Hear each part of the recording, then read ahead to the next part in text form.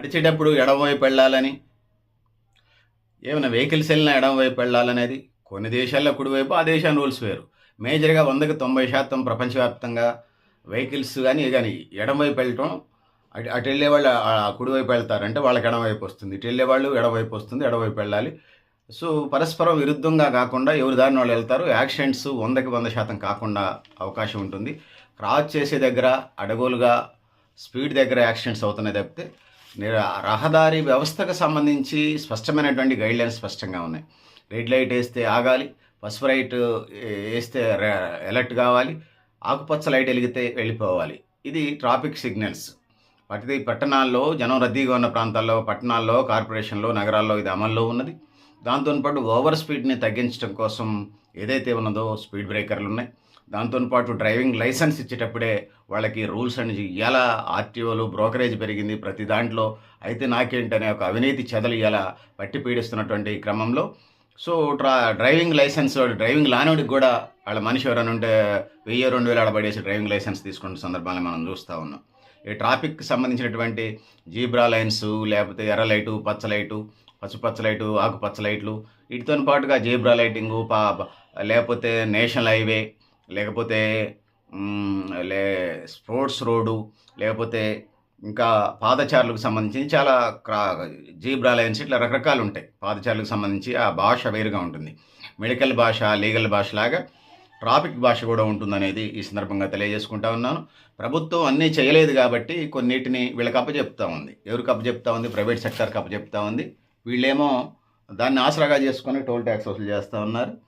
Toll tax ఎన్ని సంవత్సరాలంటే ఖచ్చితంగా పాలక వర్గాల దయాదాక్షిణ్యాలు లాగా ఉన్నది. అవి ఇచ్చేస్తారని చెప్పేసి అది ఎంత దూరం ఉంటుందంటే ఇక ఒకవైపు అభివృద్ధి అంటారు, రెండో వైపు ఫ్లైఓవర్లు అంటూ టోల్ ట్యాక్స్లు పెట్టి చేసిన పరిస్థితిని మనం చూస్తూ ఉన్నాం. సో 10 ఏళ్లలో సపోజ్ 5 నుంచి 10 సంవత్సరాల్లో తీరిపోద్ది అనుకోండి, వాళ్ళకి 20 సంవత్సరాలు ఇస్తున్నారు టోల్ గేట్ పేరుతో. ఏమనంటే అభివృద్ధి అంటూ ఉన్నారు. సో మరి ఇక ఈ నాయకులంతా అవినీతి డబ్బులన్నీ పెడితే అలాంటి 100 బ్రిడ్జిలు కట్టవచ్చు. సో మరి పెట్టుబడిదారులకి, ధనవంతులకి ఈ పాలక వర్గాలు కొమ్ముగాస్తూ వాళ్ళ పర్సంటేజ్లు వాళ్ళు తీసుకునే పరిస్థితిని మనం చూస్తూ ఉన్నాం. సో వ్యక్తిగత భద్రత మీద సందేహాలనంటే అడగోలు డ్రైవింగు, తాగి డ్రైవింగు, పరధ్యానంగా డ్రైవింగ్ చేయకూడదు. శాస్త్ర సాంకేతిక రంగాలను ఉపయోగించుకొని మెరుగైన డ్రైవింగ్ వైపు వెళ్ళాలి. సో నిదానమే ప్రధానం నినాదంలాగా ముందుకెళ్లాల్సిన అవసరం ఉంటుంది. ఆ విధంగా ముందుకెళ్లాల్సినటువంటి అవసరం ఉంది.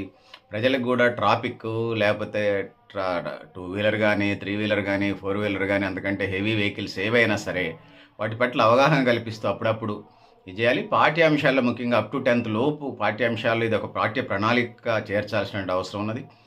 టెక్నాలజీ పెరిగిన తర్వాత ఇలా ఖమ్మం నుంచి ఢిల్లీకి ఎంత, ఖమ్మం నుంచి తిరుపతికి ఎంత, ఖమ్మం నుంచి కన్యాకుమారికి ఎంత దూరం ఉంది, ఖమ్మం నుంచి కాశ్మీర్కి ఎంత దూరం ఉంది, అలా మ్యాప్లలో అర్థమవుతుంది. ట్రైన్లు, బస్సులు వచ్చేది మనకు తెలుస్తూ ఉంది. మనం వెళ్ళడానికి రూట్ చూపిస్తూ ఉంది.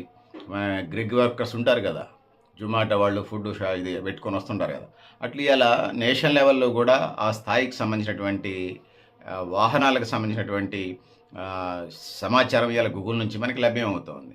ఈ శాటిలైట్స్ ద్వారా ఇలా ఆ సమాచారాన్ని మనం సాధించుకోగలిగాం. జనాభా ముందుకు పోతున్న పరిస్థితుల్లో జనాభా పెరుగుతుంది, వాహనాలు పెరుగుతూ ఉన్నాయి.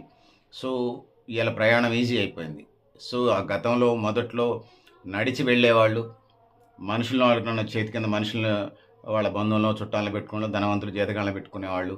దాని తర్వాత గుర్రపు బండ్లు, దున్నపోతుల బండ్లు, దాని తర్వాత ఎడ్ల బండ్లు వచ్చినాయి, దాని తర్వాత రిక్షాలు వచ్చినాయి, సైకిల్ రిక్షాలు వచ్చినాయి, తర్వాత మళ్ళీ గుర్రపు బండ్లు వచ్చినాయి, తర్వాత ఆటోలు వచ్చినాయి, ఆ పెట్రోల్ ఆటోల తర్వాత డీజిల్ ఆటోలు వచ్చినాయి, డీజిల్ ఆటో తర్వాత గ్యాస్ ఆటోలు వచ్చినాయి. ఇలా సోలార్ కరెంట్తో నడిచే ఆటోల దాకా వచ్చేసింది. ఆ నుంచి కార్లు వచ్చినాయి, కారు నుంచి క్యాబ్లు వచ్చినాయి, క్యాబ్ నుంచి కార్లతోనే నడిచే పరిస్థితి వచ్చేసింది. ఇక అదనంగా రైల్వే వ్యవస్థ ఉన్నది, ఆర్టీసీ వ్యవస్థలు, రోడ్డు రవాణా సంస్థలు ఉన్నాయి. ఇవి సరిపోదన్నట్టుగా దేశవ్యాప్తంగా ఎయిర్లైన్స్ ఉన్నాయి, విమానాశ్రయాలు, అవి మరిన్ని విమానాశ్రయాలు కడతా ఉన్నారు. సో ప్రజలకు కూడా విమానాశ్రయాలు పెరగటం వల్ల ఒకవైపు ఉపాధితో పాటు టైం సేవింగ్ కూడా అవుతూ ఉంది. పెద్ద పెద్ద వాళ్ళకి, చాలామందికి సంబంధించి టైం సేవింగ్ అవుతుంది తొందరగా పోయి రావడానికి. ఆ విధంగా సౌకర్యవంతంగా ఉన్నది. వస్తున్నటువంటి సాంకేతిక పరిజ్ఞానం ఏదైతే ఉందో దాన్ని ప్రజల మానవ వనరుల ఉపయోగానికి, ఉద్యోగ ఉపాధితో పాటు దేశ సంపదను సృష్టించడంతో పాటు ప్రజల సౌకర్యార్థంగా ఉండాలి. అవి నష్టాలకి, అరిష్టాలకి దారితీసే విధంగా ఉండకూడదు. ఆ విధంగా ముందుకు పోవాల్సిన అవసరం ఉందనేది ఈ సందర్భంగా తెలియజేసుకుంటూ, సో పెద్దలారా, మిత్రులారా, మీరు కూడా మీ అభిప్రాయాలను కామెంట్ బాక్స్లో రాయని తెలియజేస్తూ, నేను గరిడేపల్లి సత్యనారాయణ, న్యూ లక్ష్య ఆర్గనైజేషన్. Thank you. 2 పెద్దలారా, మిత్రులారా.